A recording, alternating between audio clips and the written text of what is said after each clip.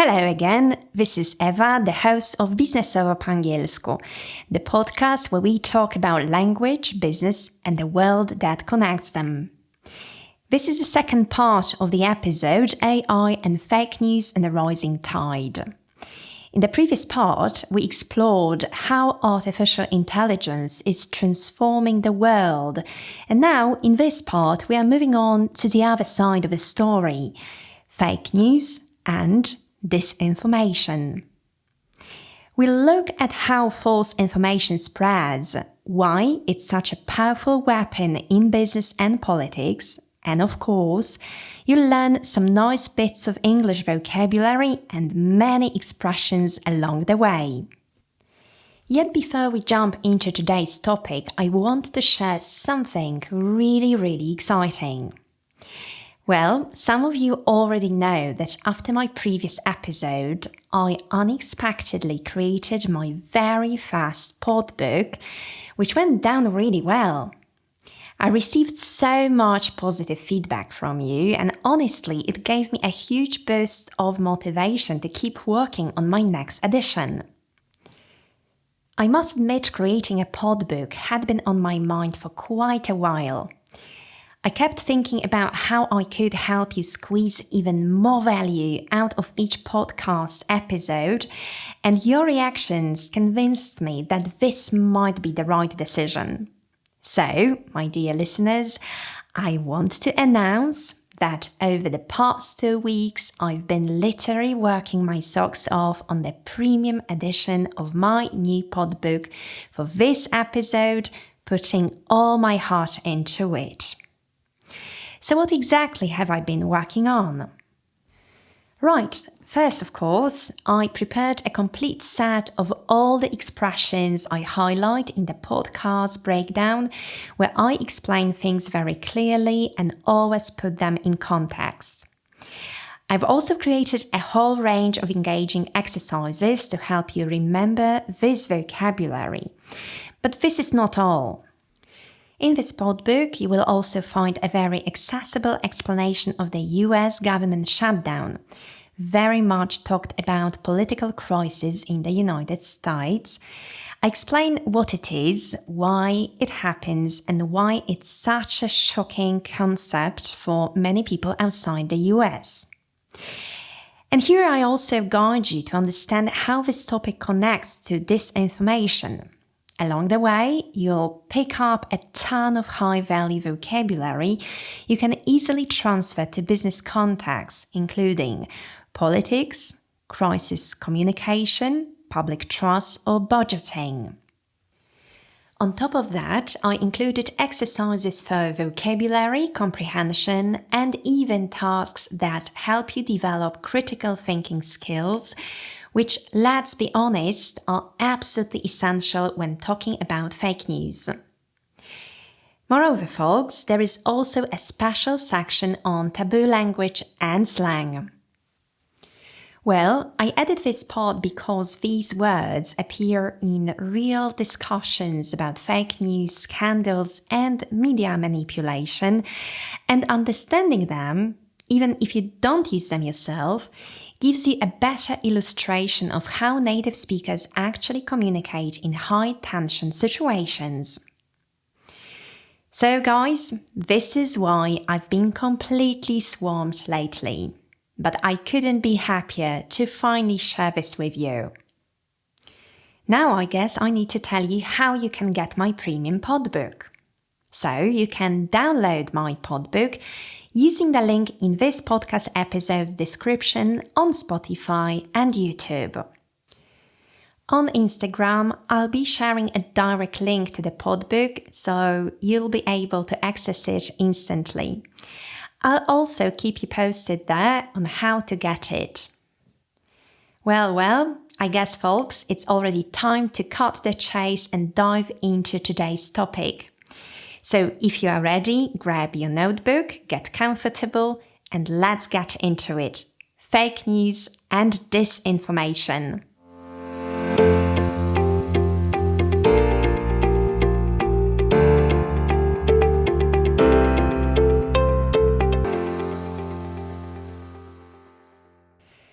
Let's start off with the definitions of disinformation and misinformation. At its core, fake news refers to false or misleading information presented as if it were true. Here we can differentiate between misinformation, which is false information shared without harmful intent, and disinformation, which is a blatant lie deliberately created to mislead or manipulate people. So why is fake news such a big problem today?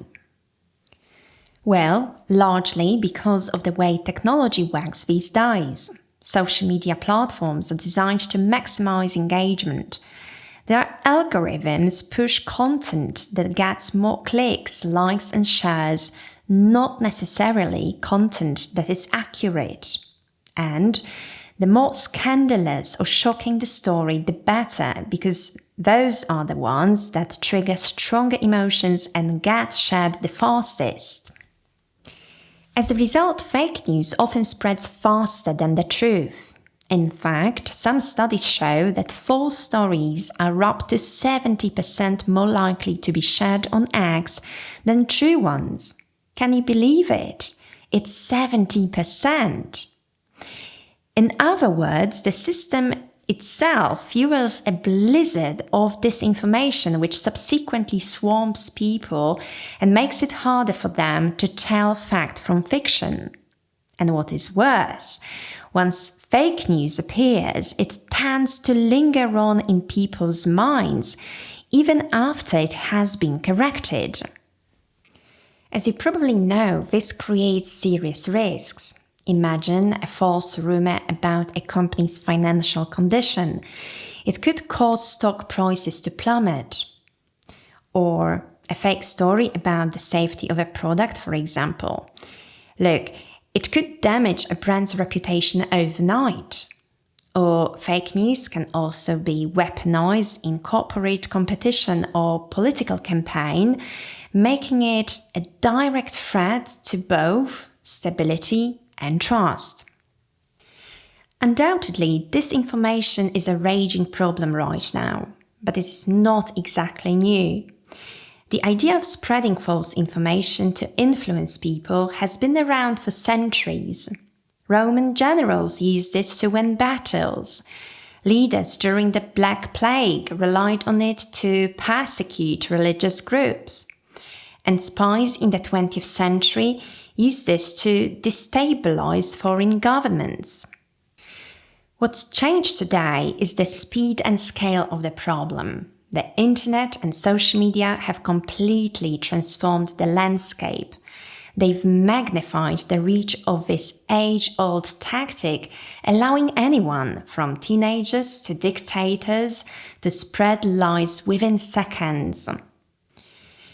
And it's not only the volume of misinformation that's grown. The way we consume information has changed too. Well, people have less time and maybe even less patience to double-check what they read. As a result, we often just take things at face value without verifying whether they are actually true.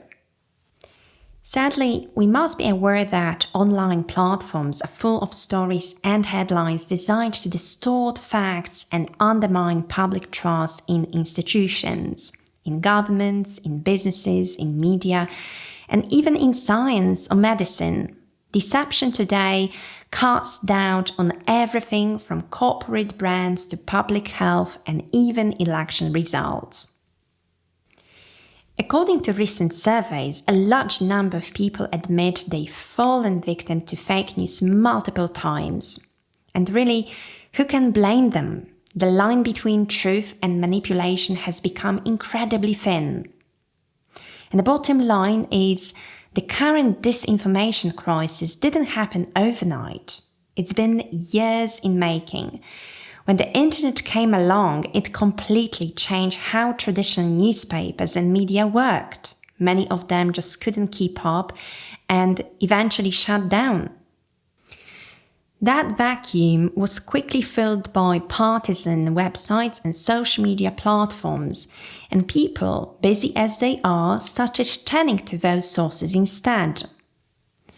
According to research by the Reuters Institute, close to 40% of people worldwide now admit they avoid mainstream news altogether. As a result, public trust in journalism has sharply declined. So the big question now is, how do we rebuild that trust? How do we learn to pause before we click and think twice before sharing something that sounds plausible but might not actually be true? In some cases, misinformation can spin out of control, creating a spiraling crisis that companies struggle to manage. Well, obviously, there is a lot at stake here, which is why it's so important to flag up suspicious content quickly. But there is good news. Research shows that people actually trust employers and brands more than governments. This means businesses are in a unique position. They can play a crucial role in fighting back and making a real difference. So what can businesses actually do? First, they need to invest in crisis management strategies, train their employees in media literacy, and communicate transparently with stakeholders.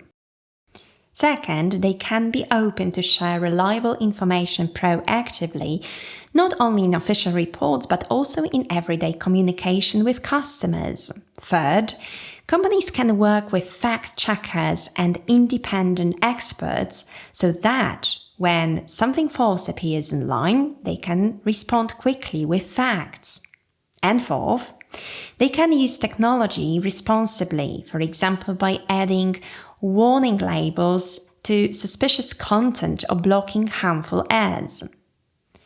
And finally, they can play an education role, helping both employees and the wider public understand how to spot disinformation and avoid falling for it. These steps may not eliminate the problem completely, but they can certainly reduce the impact of fake news. But still, it's quite fair to say that this whole issue is incredibly difficult and complex. Disinformation, AI-generated deepfakes, it's all evolving faster than we can fully process. But I really want to believe that with great awareness and a bit more critical thinking, we can learn to navigate this digital chaos more safely. And maybe as a society, we'll become more resistant to manipulation and more conscious of how information shapes the world around us. Now, dear listeners, it's time for me to walk you through some of the key vocabulary so you can get a better grasp of the words and expressions I've used today. It might be a good idea to keep your notebook close and put down any phrases that stand out to you. Don't just read them silently, try saying them out loud with me. It might feel a bit funny at first, but trust me, it really helps you remember. Speaking the words aloud works like magic when it comes to learning and keeping new language in your long-term memory. All right, listeners, let's go for it.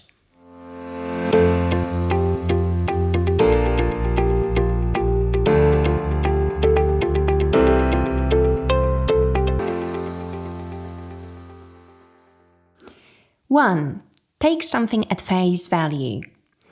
If you take something at face value, it means you accept it exactly as it appears, without questioning or checking whether it's really true.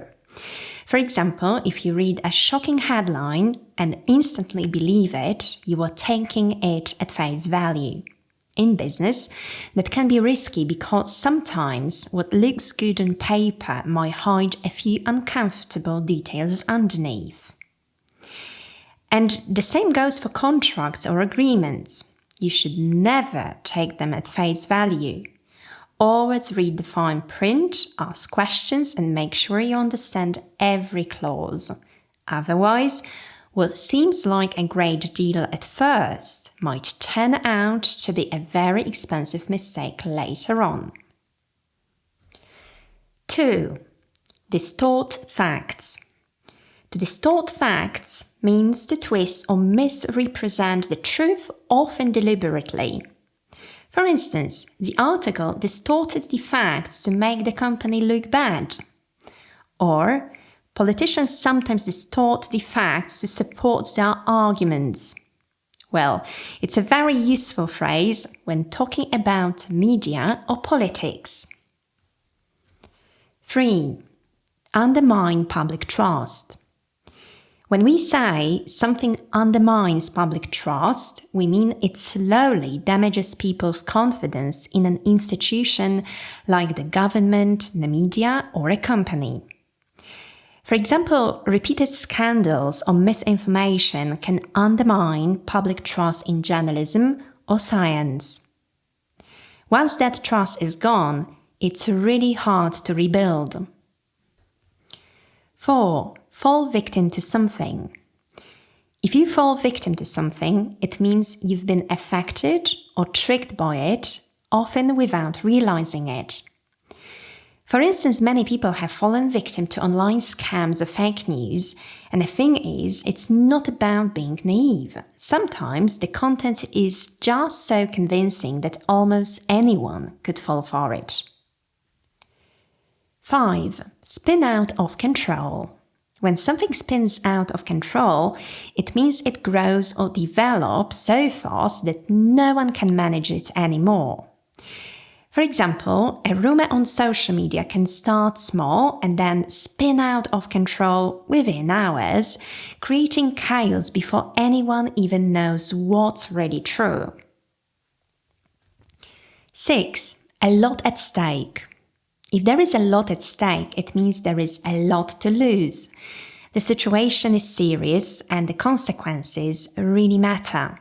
In business, when a company faces a PR crisis, there is a lot at stake: reputation, money, jobs, and even future partnerships. 7. Flag up. To flag something up means to draw attention to it, to highlight or warn others about a problem or risk. For example, an HR manager might flag up potential issues in a report before they become serious. Or on a social media, users can flag up suspicious content so it can be reviewed or taken down. Alright, my dear listeners, I hope this episode gave you the chance to learn quite a lot and maybe also reflect a little on the complex issues we talked about today. AI and fake news are really two sides of the same coin. AI brings incredible opportunities for efficiency and innovation, but it also raises serious risks, from job displacement to the manipulation of public opinion. Fake news, amplified by AI-driven algorithms, has become one of the biggest challenges for governments, businesses, and societies around the world. As business professionals and simply as informed citizens, we need to understand these concepts, talk about them critically, and figure out how to protect public trust. If you would like to go over the vocabulary from this episode, you will also find all the key expressions on my Instagram, biznesowo po angielsku. And just a quick reminder, apart from creating this podcast, I'm also an English teacher. I work with students from different parts of Poland and abroad, teaching both general and business English online. So if you would like to improve your language in a practical and structured way, feel free to get in touch. Thank you so much for joining me today on Biznesowo po angielsku podcast. If you found this episode useful, don't forget to subscribe, share it with your friends or colleagues, and let me know what you think in the comments. Have a good day. Goodbye.